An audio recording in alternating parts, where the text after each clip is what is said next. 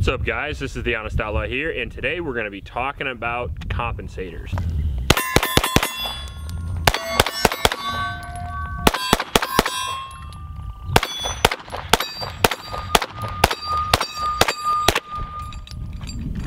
I get a lot of questions about compensators on handguns, so I wanted to go through like some of the pros and cons, kind of the good, the bad, and the ugly of what you can expect when purchasing a compensator for your pistol. Now, compensators and muzzle brakes have been around for a long time, and they've been used on a lot of stuff. I know it's a new trend in the tactical community to put it on pistols, but it's actually been around on pistols at least since the 80s. I know they were running them in open division in pistol competitions 30 years ago. So it's an old concept, but it's recently come into vogue, and it's recently been promoted by a lot of people that are popular in the internet community. So a lot more people have been asking me questions about compensators, and it's been a lot more popular again on the internet and things like that, so it makes people want to buy them. So I get questions, so now I'm going to do this video to answer them. Not only is it not a new design on handguns, but muzzle brakes essentially have been around since World War I.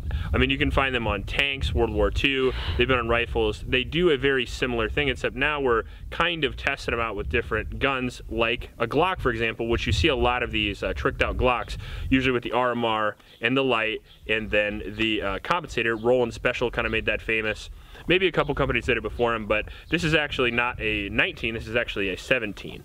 One of the advantages of putting a compensator on a shorter pistol is that it takes the overall length back up to kind of a normal handgun. So if you put a compensator like this Zev here on a Glock 19, you end up getting about a Glock 34 length all in total. So we are going to do a little bit of the pros and cons between the 19 with a comp, the Roland Special, and the 34. All right, so some of the positives, some of the pros that you're going to get with a compensator. First is that they look pretty cool. I will admit that it makes your gun look a little bit more space age, and it, you know, if you take a gun like this to the range, it might make you look like you know what you're doing even more than you actually do.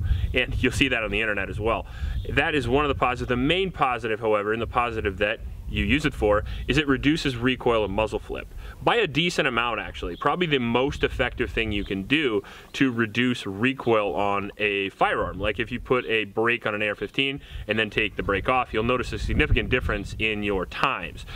Not compared to skill or technique or things like that, but as far as an accessory that you can put on your firearm, you know, it might change it 3%, let's say, which is pretty big because a lot of accessories are a very, very small amount of improvement. Nothing compared to actually, you know, repetitions and training and things like that. But as far as reducing the recoil mechanically, a brake does a pretty decent job. Now, don't expect something crazy. It's not going to go from like shooting a 10mm to a 9mm, but it is going to help a little bit with muzzle flip and with recoil reduction, and that's because of the way the gases work in the ports. It works the same way as an AR-15, hits the ports, breaks off, reduces some of that muzzle flip, and then it slows the cyclic rate down a little bit and reduces the overall recoil of the firearm.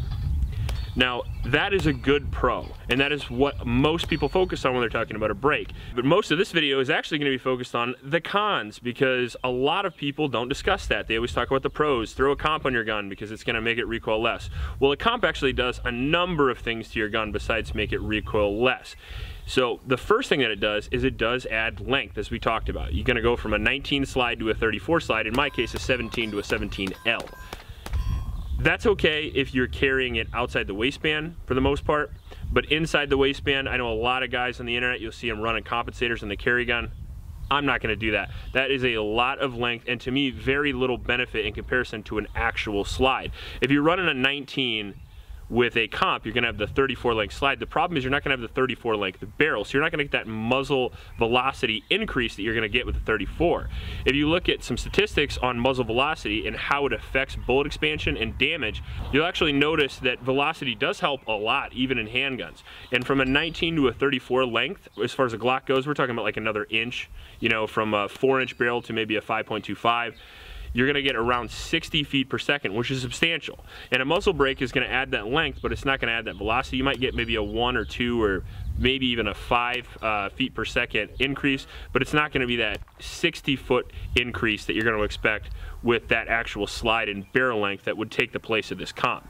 So you're trading recoil reduction for velocity and damage. Another thing that it does is it makes your gun less reliable. Yes.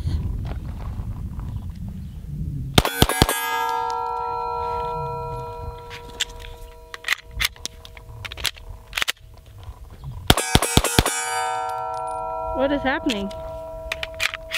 Standard ammo. It's not high pressured ammo or plus P, so the comp causes malfunctions. Ooh, again. But if I use my higher pressured ammo,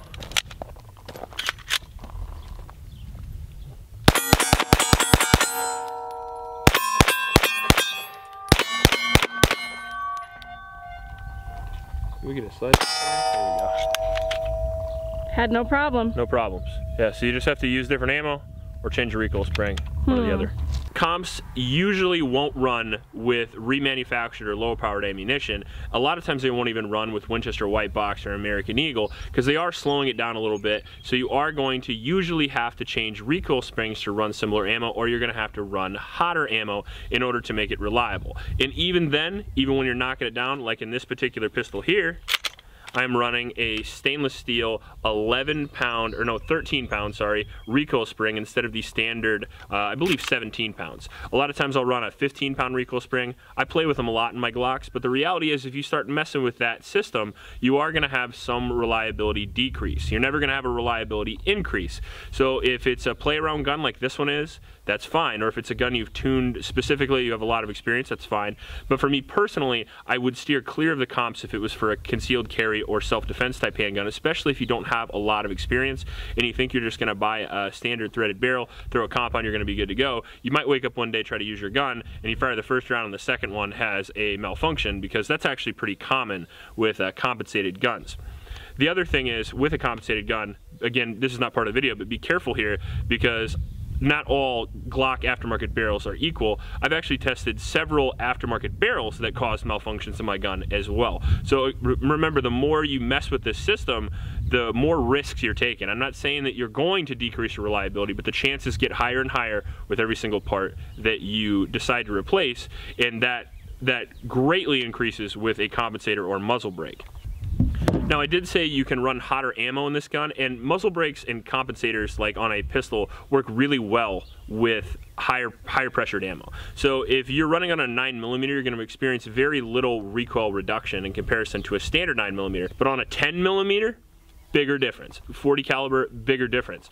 And with hotter ammo like plus P ammunition, a lot of carry ammunition, for example, runs a little bit more reliably, and you're going to get that same recoil impulse as training ammunition with the comp. So I know a lot of people, when they shoot with a compensator, they'll shoot their training ammunition or without the comp, they'll unscrew it, and then when they're shooting their plus P ammunition, they'll throw the comp on, same recoil impulse, similar training, and you'll get a little bit better reliability. Personally, me, again, if it's going to be a self-defense gun, I'm not going to be using a compensator.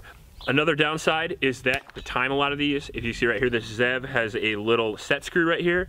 My Spark has 2 set screws in the front, I believe, and then I forget how the Texas Black Rifle Company, those are the 3 comps that I have, but they all tune a little bit differently, but most of them use set screws, and eventually they do walk loose and they do spin around on you a little bit. So that's a problem. Another problem is that it takes more time and it takes a little bit more effort to disassemble a pistol. If you're a guy that likes to disassemble your gun and clean your gun a lot, you're going to have to now also remove the compensator to do that, because if you look at the gun, if you take the slide off and the recoil spring out in order to remove the barrel, compensator's got to go. And the last con, as far as I see, is that it costs money.